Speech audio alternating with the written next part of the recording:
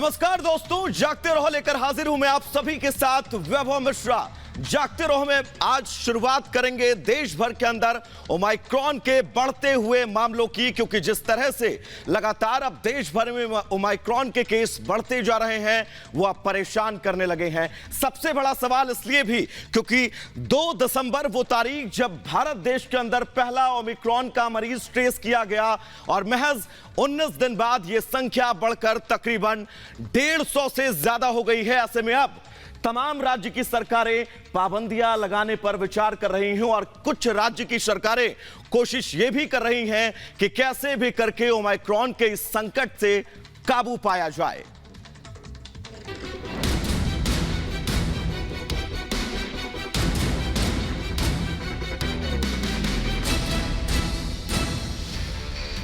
क्या नए साल में कोरोना का नया वेरिएंट ओमाइक्रॉन बड़ा खतरा बनने वाला है? ये सवाल अब चिंताएं बढ़ा रहा है, क्योंकि दुनिया के कई देशों समेत भारत में भी ओमाइक्रॉन के मामले बढ़ते जा रहे हैं। और ये बात और भी ज्यादा खतरनाक इसलिए क्योंकि डेल्टा वेरिएंट भी मौजूद है, जिसके हजारों केस रोजाना आ रहे हैं। यानी डेल्टा गया नहीं, ओमाइक्रॉन आ चुका है। भारत में बढ़ता ओमाइक्रॉन संक्रमण। महाराष्ट्र में ओमाइक्रॉन वेरिएंट के कुल मिलाकर 48 केस जो है वो सामने आए हैं। बताया जा रहा है कि 48 केस में से मुंबई में करीबन 18 ओमाइक्रॉन के केस है।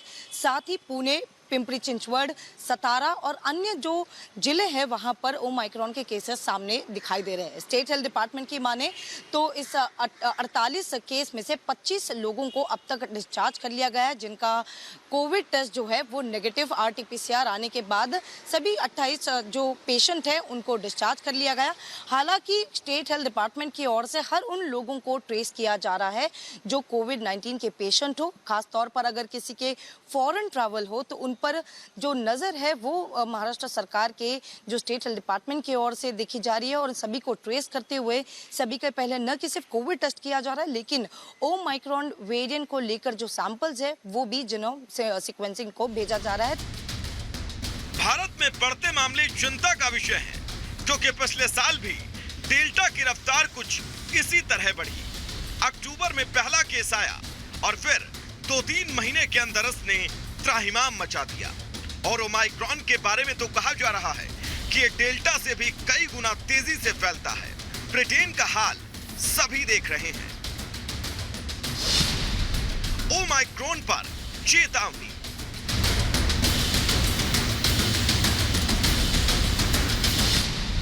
रोजाना आ सकते हैं 14 लाख केस। दुनिया भर में कोरोना के बढ़ते मामलों के बीच देश में नीति आयोग के सदस्य वीके पॉल ने चिंता जाहिर की है। एक प्रेस कॉन्फ्रेंस में डॉक्टर पॉल ने कहा कि अगर हम ब्रिटेन में ओमाइक्रॉन के संक्रमण का पैमाना देखें और भारत की आबादी से उसकी तुलना करें तो ओमाइक्रॉन का संक्रमण तेज होने पर भारत में रोजाना करीब 14 लाख केस आ सकते हैं। ओमाइक्रॉन के बढ़ते संक्रमण को देखते हुए निर्देश जारी किए जा रहे हैं कि गैर जरूरी यात्राओं से बचें, भीड़ से बचें, मास्क लगाएं। ओमाइक्रॉन के खतरे को देखते हुए चंडीगढ़ प्रशासन ने शहर के स्कूलों को बंद करने का फैसला लिया है। दिल्ली सरकार ने भी इस वेरिएंट को लेकर कदम उठाए हैं। दिल्ली सरकार ने शनिवार को बड़ा कदम उठाते हुए 4 निजी अस्पतालों को ओमाइक्रॉन समर्पित केंद्रों में तब्दील कर दिया। इन 4 अस्पतालों में सर गंगाराम अस्पताल, मैक्स, फोर्टिस और बत्रा अस्पताल तुगलकाबाद शामिल हैं। अब लोकनायक जयप्रकाश समेत दिल्ली के कुल 5 अस्पताल ओमाइक्रॉन के संक्रमितों को इलाज की सुविधा देंगे। Bureau report, Republic Bharat. Omicron को हल्के में लेना बड़ी मुश्किल आपके लिए खड़ी कर सकता है। दुनिया के कुछ देशों में इससे संक्रमित लोगों की संख्या सैकड़ों में बढ़ रही है। ब्रिटेन में अगर बात करें तो रोजाना 9 से 10 हजार केस सिर्फ ओमाइक्रॉन के सामने आ रहे हैं, जबकि कोरोना की संख्या रोजाना 90,000 प्रतिदिन पहुंच चुकी है। कुछ देश तो लॉकडाउन की तैयारी तक कर चुके हैं।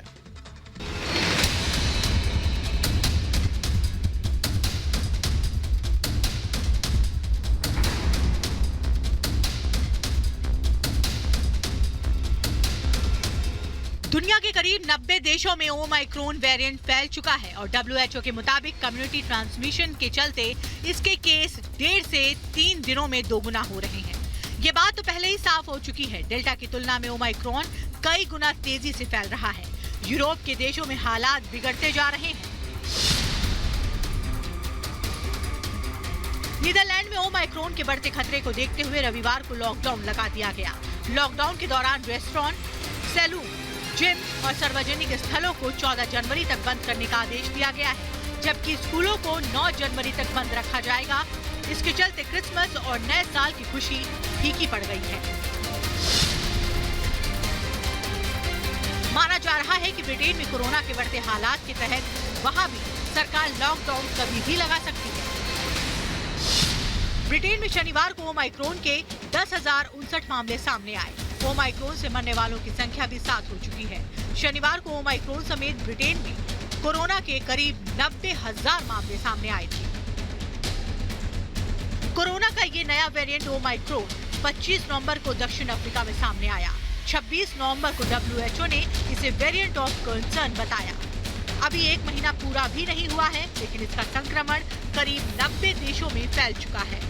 रफ्तार इतनी तेज कि अब कई देशों में तो रोजाना सैकड़ों केस सामने आने लगे हैं। सबसे बड़ी बात यह है कि वैक्सीन का भी इस पर उतना असर नहीं है जितना कि दूसरे वेरिएंट पर था। हालांकि इसकी मारक क्षमता डेल्टा से कम बताई जा रही है, लेकिन जितनी तेजी से ये फैल रहा है उससे संक्रमित होने वाले लोगों की संख्या तेजी से बढ़ेगी। इलाज मिलने में दिक्कत हो सकती है, जिसके चलते लोगों की जान भी जा सकती है। Bureau report, Republic Bharat. तो चलिए अब बात करते हैं स्वर्ण मंदिर बेअदबी मामले की, जिसके चलते एक व्यक्ति की पीट कर हत्या कर दी गई। पंजाब सरकार ने शनिवार को स्वर्ण मंदिर बेअदबी मामले में स्पेशल इन्वेस्टिगेशन टीम यानी कि SIT का गठन कर दिया है। SIT 2 दिन में पंजाब सरकार को अपनी रिपोर्ट सौंपेगी। बेअदबी के मामले में आरोपी युवक की पिटाई कर दी गई थी, जिससे उसकी मौत हो गई। तो वहीं ऐसा ही एक मामला पंजाब के कपूरथला से भी सामने आया है।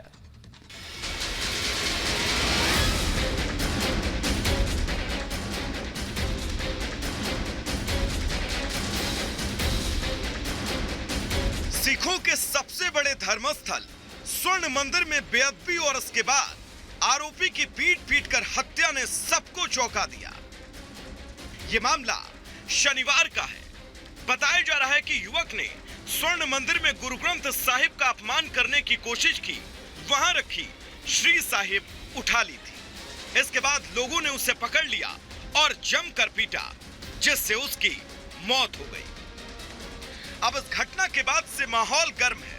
इलाके की सुरक्षा बढ़ा दी गई है। घटना की जांच करेगी SIT। 2 दिन में देनी होगी जांच रिपोर्ट। इस घटना ने धार्मिक और राजनीतिक माहौल गर्मा दिया है। SIT अब पूरे मामले की जांच करेगी। पंजाब के CM भी अमृतसर पहुंचे, SGPC अध्यक्ष से मुलाकात की, पूरे मामले में जांच की बात की। कर रहे हैं, वो हो रही है जांच, हो रही है। सारी कोशिश लगियां रहिंदियां ने। ਉਹਦਾ ਪੰਜਾਬੀ ਅਸੀਂ ਡਟ ਕੇ ਮੁਕਾਬਲਾ ਕਰਾਂਗੇ ਔਰ ਮੈਂ ਪੰਜਾਬੀਆਂ ਨੂੰ ਅਪੀਲ ਕਰਦਾ ਕਿ ਇਹ ਜਿਵੇਂ 65 ਤੇ 71 ਦੀ ਲੜਾਈ ਆਪਾਂ ਸਾਰੇ ਸਾਂਝੀ ਲੜ ਕੇ ਲੜੀ ਸੀ, ਇਹ ਵੀ ਉਦਾਂ ਦੀਆਂ ਲੜਾਈਆਂ। पंजाब पुलिस ने इस मामले में केस दर्ज कर लिया है।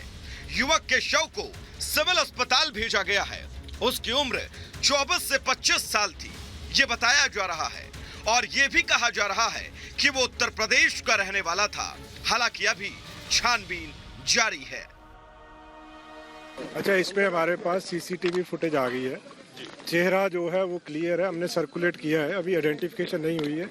फर्दर हमारी इन्वेस्टिगेशन इसमें चल रही है। जैसे ही आइडेंटिफिकेशन होगी तो उसकी फर्दर डिटेल्स आपको तुरंत बताई जाएंगी। नहीं, अभी कुछ क्लियर नहीं है।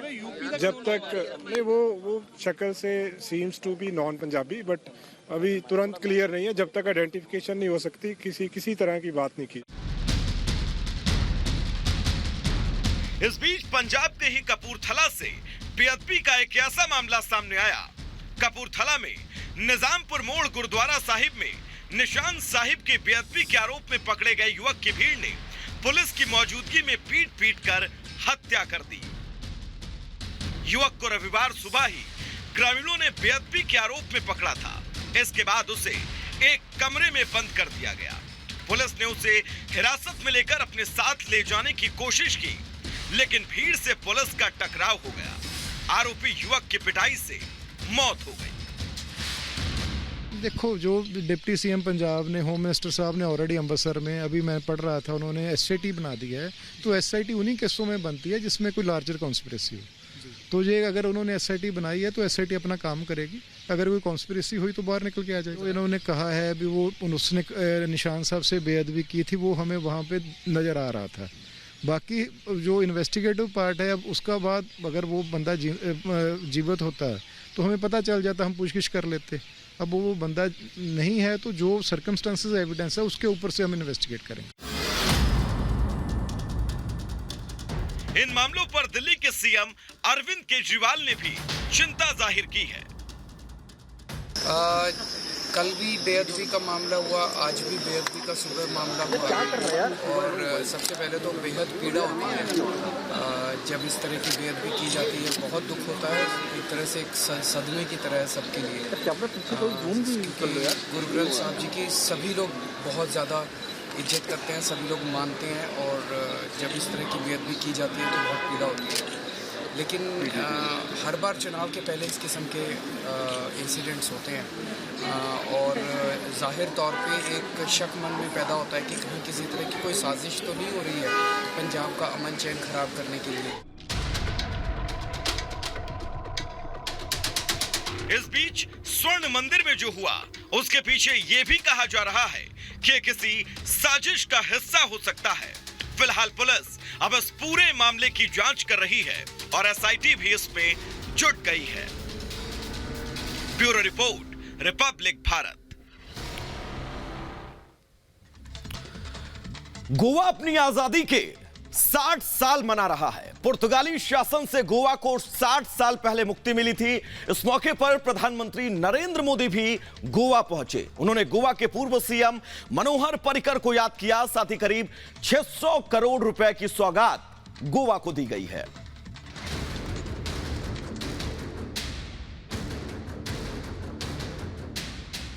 साठ साल पहले गोवा को पुर्तगाली शासन से मुक्ति मिली थी।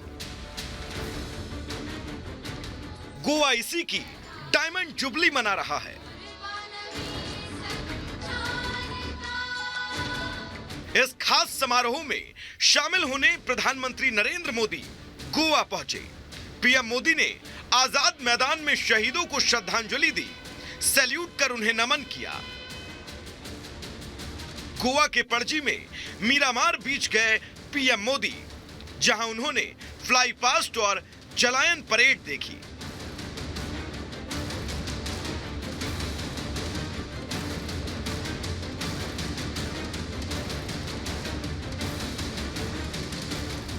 पीएम ने इस दौरान ऑपरेशन विजय के सेनानियों का सम्मान भी किया।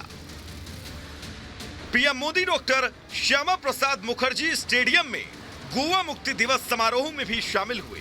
पीएम मोदी ने कहा कि गोवा की धरती को प्रकृति का वरदान है, गोवा वासियों के परिश्रम और लगन का परिणाम है, जिसकी वजह से गोवा आज इस मुकाम पर है। गोवा की प्राकृतिक सुंदरता हमेशा से उसकी पहचान रही है, लेकिन अब यहां जो सरकार है वो गोवा की एक और पहचान सशक्त कर रही है। ये नई पहचान है हर काम में अव्वल रहने वाले, टॉप करने वाले राज्य की पहचान। इस दौरान पीएम ने सरदार पटेल को भी याद किया। पीएम ने कहा कि अगर सरदार पटेल होते तो गोवा पहले ही मुक्त हो गया होता। गोवा मुक्ति विमोचन समिति के सत्याग्रह में 31 सत्याग्रहियों को अपने प्राण गंवाने पड़े थे। आप सोचिए, इस बलिदानियों के बारे में पंजाब के वीर कर्नल सिंह बेनीपाल जैसे वीरों के बारे में इनके भीतर एक छटपटाहट थी, क्योंकि उस समय देश का एक हिस्सा तब भी पराधीन था। कुछ देशवासियों को तब भी आजादी नहीं मिली थी और आज मैं इस अवसर पर ये भी कहूंगा कि अगर सरदार वल्लभ भाई पटेल कुछ वर्ष और जीवित रहते तो गोवा को अपनी मुक्ति के लिए इतना इंतजार नहीं करना पड़ता।